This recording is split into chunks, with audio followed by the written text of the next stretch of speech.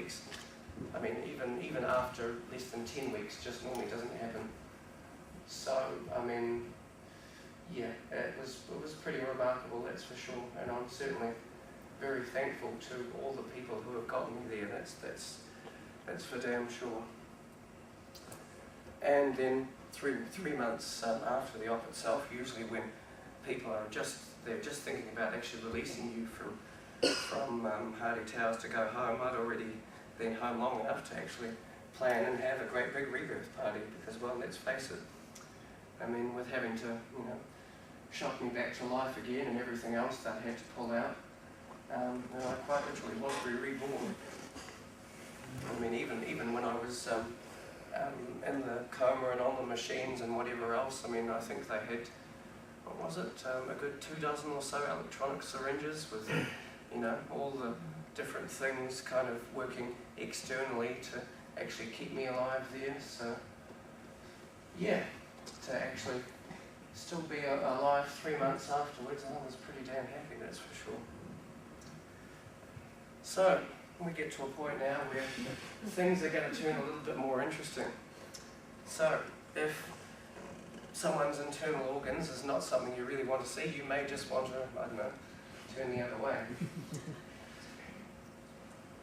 So, these are what actual human lungs look like. These ones here, this is my left lungs, and these are the right ones. And these here are from a lady who had emphysema, who had a lung transplant about 2 weeks before me. And this is from another lady with emphysema who had one, I think, a couple of weeks after me. And the ones on the right are, according to the pathologist, kind of relatively moderate emphysema, and the ones on the left here were apparently pretty much the worst they see.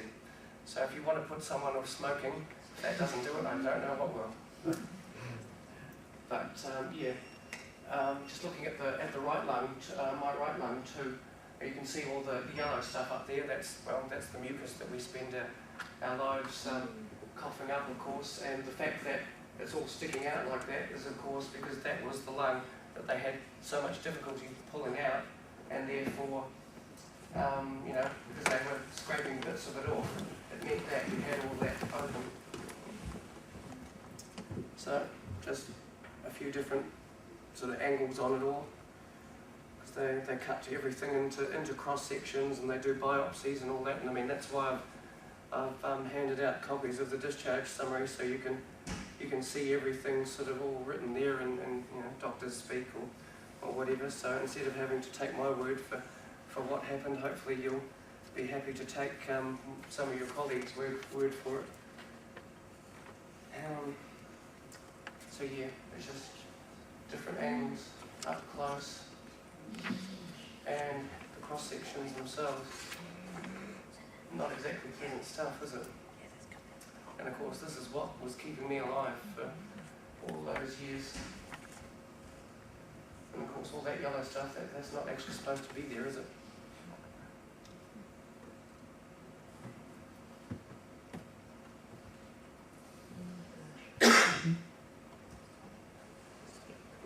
So I'm sure I don't have to explain to you that you know, about the airways, and again, the fact that they're also blocked up and diseased. And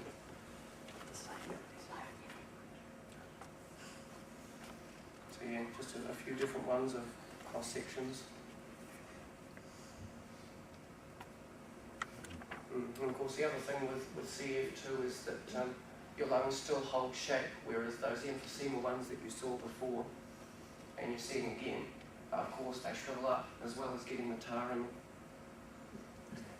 And of course, the two ladies that had transplants were a little bit smaller than me as well. So, you know, and of course, I am, you know, a lot taller than the average transplant recipient, which also meant that when I was waiting for my transplant, they expected it to take a little bit, that I would be waiting a little bit longer than normal, just simply because they had to find not only a big donor, but also have quite a large cavity, which meant that they had to find an even bigger donor. So, I mean, I spent all my years telling the radiographers, okay, when you take my X-ray, you have to turn it, you have to do it long ways and wide as well, because they could never actually fit my whole cavity onto just the one X-ray, no matter how they did it. But of course, then we start getting these digital X-ray machines these days, which are a little bit more helpful, aren't they?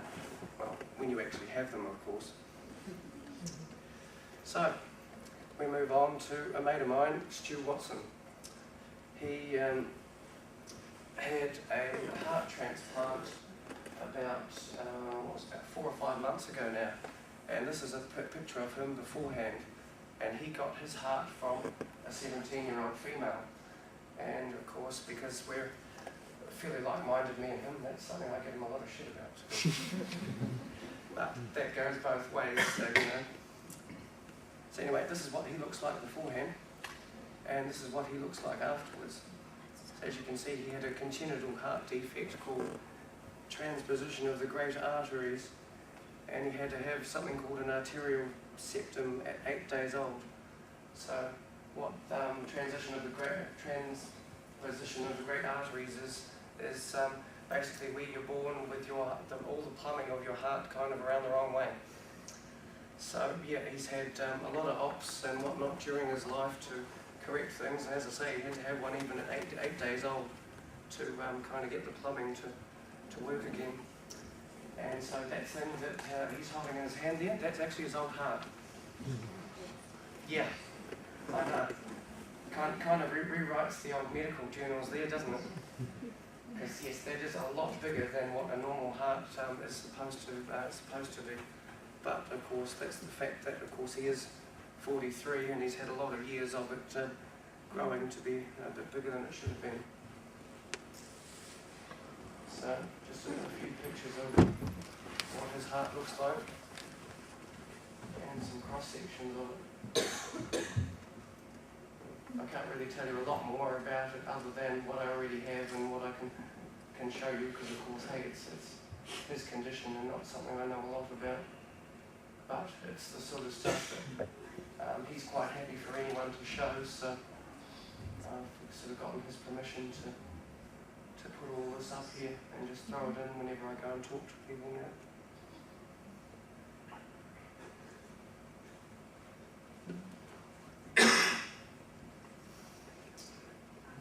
And this is actually what my new lungs look like from the inside.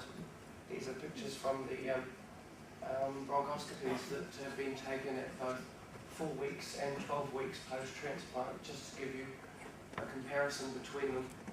So obviously you've got left and right lung, and then 4 weeks versus 12 weeks. And I mean, if you look particularly at the right lungs, you can see just the difference in the swelling in that 8 weeks, just how much it's gone down.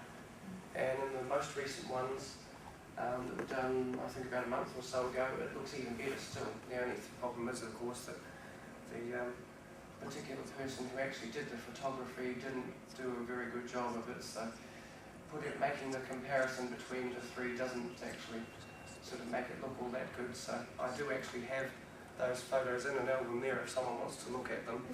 But yeah, I deliberately haven't put them up just because it doesn't make it look particularly comparative.